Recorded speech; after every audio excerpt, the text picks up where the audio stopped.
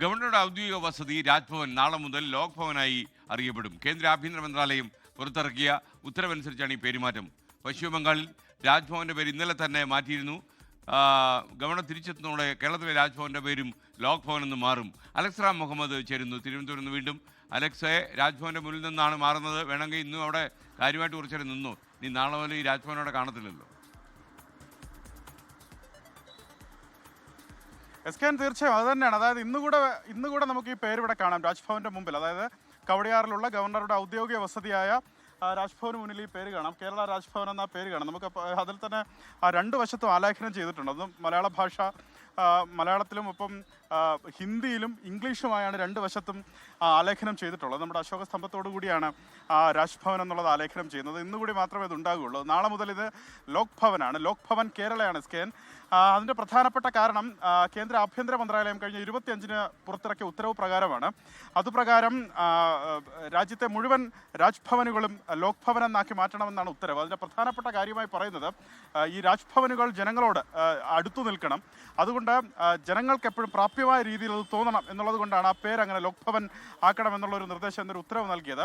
അതിന് വിത്തിട്ടത് പോലും കേരള ഗവർണർ രാജേന്ദ്ര വിശ്വനാഥ് അർലേക്കറാണ്. അദ്ദേഹം കഴിഞ്ഞ വർഷം ചേർന്ന ഗവർണർമാരുടെ സമ്മേളനത്തിലാണ് ഈ ആശയം മുന്നോട്ട് വയ്ക്കുന്നത്. ആ ആശയത്തിനാണ് ഒരു വർഷത്തിന് ശേഷം കേന്ദ്ര സർക്കാർ അംഗീകാരം നൽകുന്നത്. നിലവിൽ ആസാമും അതുപോലെ പശ്ചിമ ബംഗാളിലെയും ഗവർണർമാർ, CV ആനന്ദബോസ് അടക്കമുള്ള ഗവർണർമാർ ഈ ഉത്തരവ് നടപ്പാക്കുന്നുള്ള വിജ്ഞാപനം ആ രണ്ട് സംസ്ഥാനങ്ങളിലും ഇറക്കിയിട്ടുണ്ട്. രാജേന്ദ്ര വിശ്വനാഥ് അർലേക്കർ അദ്ദേഹത്തിന്റെ സംസ്ഥാനമായ ഗോവയിലാണ്. അദ്ദേഹം ഇന്ന് മടങ്ങിയെത്തുമെന്നാണ് മനസ്സിലാക്കുന്നത്. അദ്ദേഹം മടങ്ങിയെത്തതിനു ശേഷം ഇതുമായി ബന്ധപ്പെട്ട വിജ്ഞാപനം ഇറക്കും. ഇനി മുതൽ ഈ രാജ്ഭവന്റെ വിലാസം ലോക് ഭവൻ കേരള എന്നായിരിക്കും. ഇതിനൊരു ചരിത്രം കൂടിയുണ്ട്. 1829-ലാണ് ഈ കെട്ടിടം, ഇതിനുള്ളിൽ മനോഹരമായ ഒരു കെട്ടിടമുണ്ട്. ആ കെട്ടിടം തിരുവിതാംകൂർ രാജകുടുംബം പണിയുന്നത്. തിരുവിതാംകൂർ രാജകുടുംബത്തിന്റെ അതിഥികളായി എത്തുന്നവർക്ക് താമസിക്കുന്നതിന് വേണ്ടി അതിഥി മന്ദിരമായി പണിത കെട്ടിടമാണിത്. ആ കെട്ടിടമാണ് പിൽക്കാലത്ത് സർക്കാർ ഏറ്റെടുത്തതിന് ശേഷം ഗവർണറുടെ, അതായത് സംസ്ഥാനത്തിന്റെ ഭരണത്തലവന്റെ ഔദ്യോഗിക വസതിയായി മാറുന്നതും അത് രാജ്ഭവനായി അറിയപ്പെടുന്നതും. ഇവിടെ രാഷ്ട്രപതി അടക്കം വരുമ്പോൾ ഇവിടെയാണ് അവർ താമസിക്കുന്നത്.